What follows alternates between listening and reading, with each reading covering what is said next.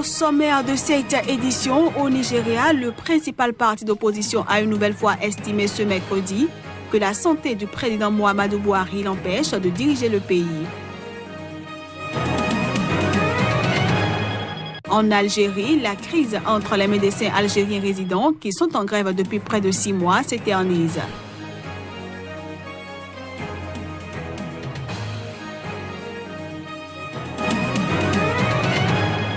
Et puis le président américain Donald Trump a accueilli ce jeudi les 3 Américains libérés par Pyongyang.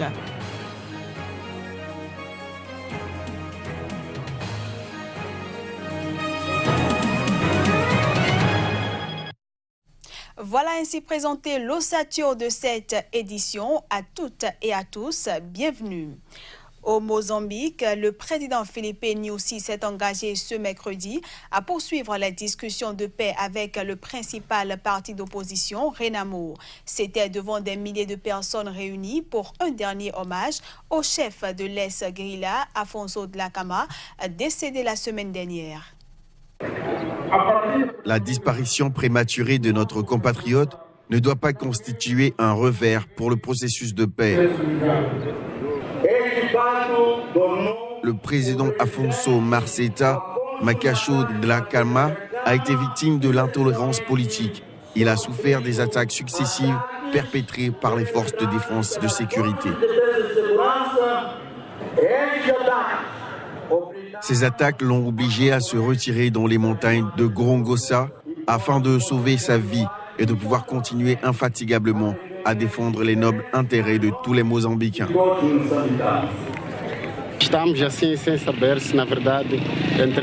On est là sans savoir si ceux qui restent à la Renamo et le gouvernement du Frélimo sont capables de continuer à vivre en bonne intelligence ou pas. Ce qu'on veut le plus au Mozambique, c'est la paix. Au Nigeria, l'opposition estime une nouvelle fois que la santé du président Muhammadu Buhari l'empêche de diriger le pays. Le principal parti d'opposition nigérian, le Parti populaire démocratique, a fait cette déclaration à travers un communiqué après une nouvelle absence du chef de l'État qui s'est de nouveau rendu à Londres pour raisons médicales. Le PDP, principal parti de l'opposition nigériane, estime que la nouvelle absence du président Buhari pour raison de santé démontre qu'il ne va pas bien et qu'il n'est pas en mesure de gérer les affaires de l'État. L'opposition a également fait part de sa déception au sujet du bureau présidentiel qui, selon elle, entretient des mensonges autour de la santé du chef de l'État. À 75 ans, Muhammadu Buhari, qui a déjà passé plus de 5 mois à Londres l'année dernière pour être soigné d'une maladie non dévoilée, est reparti mardi dernier pour Londres et devrait être de retour le 12 mai prochain. La semaine dernière, il s'était déjà arrêté à Londres à son retour de Washington, où il avait rencontré le président américain Donald Trump. Son service de communication avait alors affirmé qu'il ne s'agissait que d'un problème technique de l'avion pour démentir toute rumeur selon laquelle le président nigérian était retourné voir son médecin. Il faut dire qu'une certaine opacité règne autour de la santé du président nigérian qui a d'ores et déjà annoncé qu'il souhaitait être candidat de son parti pour la prochaine présidentielle de 2019. À une semaine du référendum constitutionnel du 17 mai prochain au Burundi, l'Union européenne se dit vivement préoccupée par la situation des droits humains et le manque d'informations officielles publiques sur les éléments clés du projet de constitution. Les détails. Le processus actuel va à contre-courant des efforts en cours de médiation et de facilitation d'un dialogue politique interburundais, a déclaré mardi Federica Mogherini, diplomate en chef de l'Union européenne. L'UE critique une campagne électorale menée dans un climat d'intimidation et de répression et marquée par la persistance d'exécutions extrajudiciaires et d'arrestations arbitraires. Federica Mogherini a notamment cité le cas de Germain Rukuki, activiste condamné à 32 années de prison le 26 avril dernier. Le 17 mai, les Burundais devront se prononcer pour ou contre le projet d'amendement de la Constitution de 2005 qui devrait permettre au président Pierre Nkurunziza, au pouvoir depuis 2005, de briguer 2 septennats à partir de 2020 et ainsi se maintenir à la tête du pays jusqu'en 2034. L'Union européenne s'est inquiétée mardi du manque d'informations officielles publiques sur les éléments clés du projet de Constitution. De fait, le texte du projet de Constitution constitution soumis au vote n'a finalement été publié que mardi 8 mai sur le site de la Commission électorale nationale indépendante CENI, soit 8 jours après le début officiel de la campagne. Pour l'opposition burundaise comme pour l'Union européenne, cette nouvelle constitution met en péril l'accord d'Arusha, signé en 2000 et dont l'UE est un des garants. Cet accord compromis politique historique avait mis fin à des années de guerre civile au Burundi. Allons à présent au Mali où le journaliste de Mali Actu, Salif Diarra, arrêté le 21 février dernier puis libéré 5 jours après, est toujours placé sous contrôle judiciaire. Reporters sans frontières, la maison de la presse de Bamako et la direction de Mali Actu dénoncent cette mesure qui empêche le journaliste d'exercer son métier. Reporters sans frontières, la maison de la presse du Mali et la direction de MaliActu.net unissent leur voix dans l'affaire des 3 journalistes de MaliActu qui avaient été arrêtés en février 2018. Ces organisations fustigent les multiples violations des droits des 3 journalistes depuis leur arrestation jusqu'à aujourd'hui. Le cas de Salif Diarra placé sous contrôle judiciaire inquiète particulièrement les acteurs de la presse qui tirent la sonnette d'alarme et appellent à une levée des restrictions dont fait toujours l'objet le journaliste. Nous demandons la levée du contrôle judiciaire qui constitue une véritable épée de Damoclès au-dessus de la tête des journalistes de MaliActu. Aujourd'hui, son directeur de publication est contraint de se présenter une fois par semaine devant les autorités. Il n'exerce plus ses fonctions de journaliste. Donc la conséquence de cette histoire, c'est que pour avoir publié un communiqué sur une histoire de mœurs, aujourd'hui on a une rédaction qui a peur. On a une rédaction qui craint de nouvelles poursuites. On a une rédaction qui a été aussi un peu traumatisée par ce qui s'est passé. Je rappelle quand même que ce sont des hommes en civil armés qui se sont présentés, sans mandat. On ne savait pas qui ils étaient au moment où les journalistes se sont fait arrêter. Selon le directeur général de MaliActu, cette situation a causé des conséquences graves sur le travail des journalistes de son organe.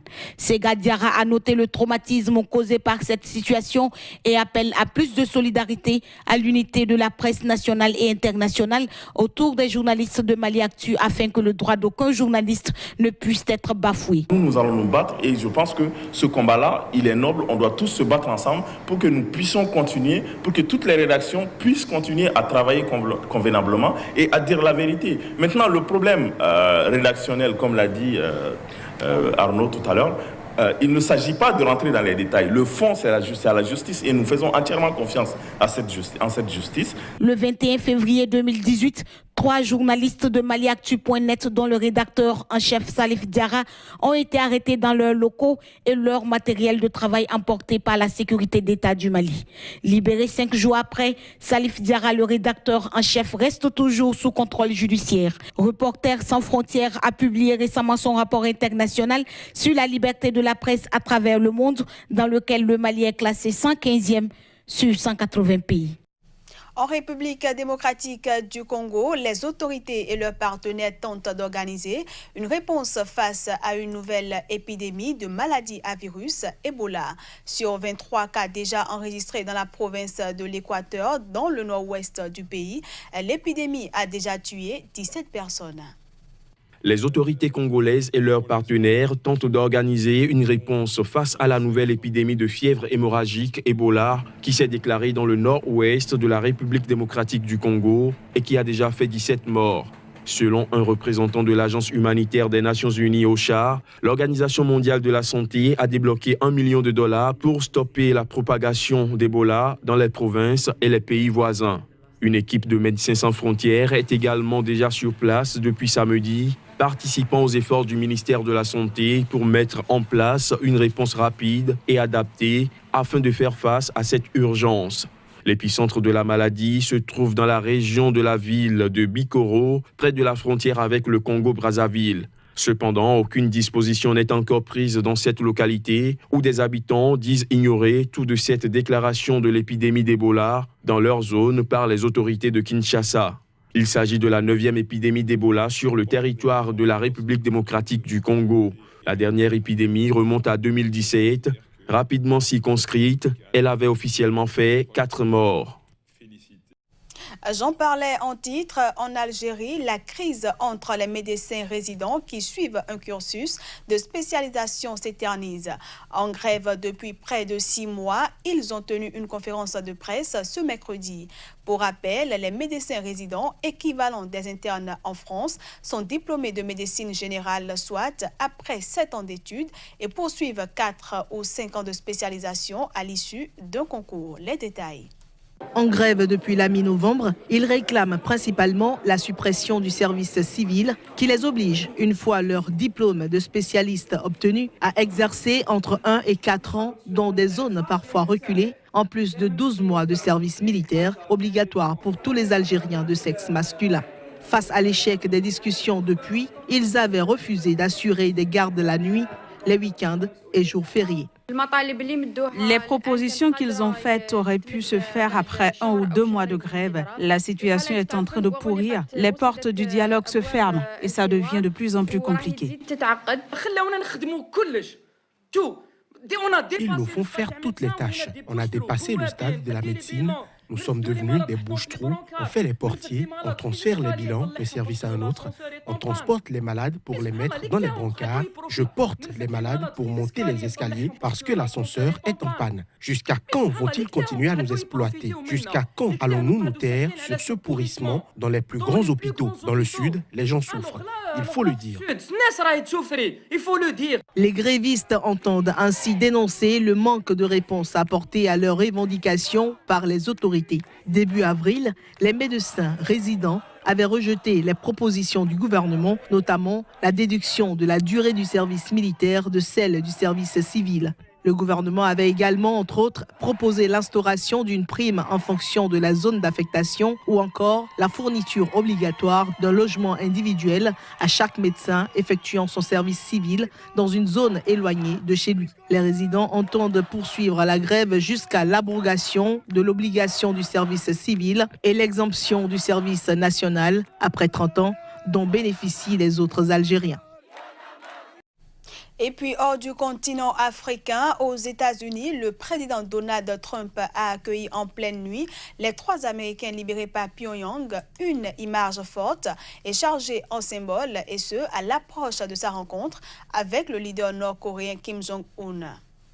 L'avion transportant les 3 Américains libérés par la Corée du Nord a atterri ce jeudi, peu après 2h40 du matin, soit 6h40 GMT, sur la base militaire d'Andrew, dans la banlieue de Washington.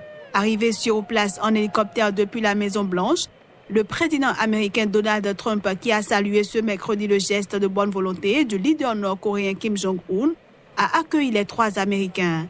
Une image forte et chargée en symbole à l'approche de sa rencontre avec le leader nord-coréen Kim Jong-un. En effet, le président américain a assuré ce mercredi que le lieu et la date de son sommet, très attendu, avec l'homme fort de Pyongyang, serait divulgué dans les jours à venir. Il a également précisé qu'il n'aurait pas lieu dans la zone démilitarisée à la frontière entre les 2 Corées. Singapour, seule autre hypothèse évoquée publiquement par Donald Trump, apparaît désormais comme la piste la plus crédible pour cette rencontre historique. Par ailleurs, la libération des 3 hommes a été saluée par de nombreux élus américains, à l'instar du sénateur républicain Bob Corker, qui a cependant appelé à accueillir les récents gestes d'ouverture de la Corée du Nord sur une possible dénucléarisation avec grande prudence. Voilà qui vient mettre un terme à cette édition que je vous remercie d'avoir suivi.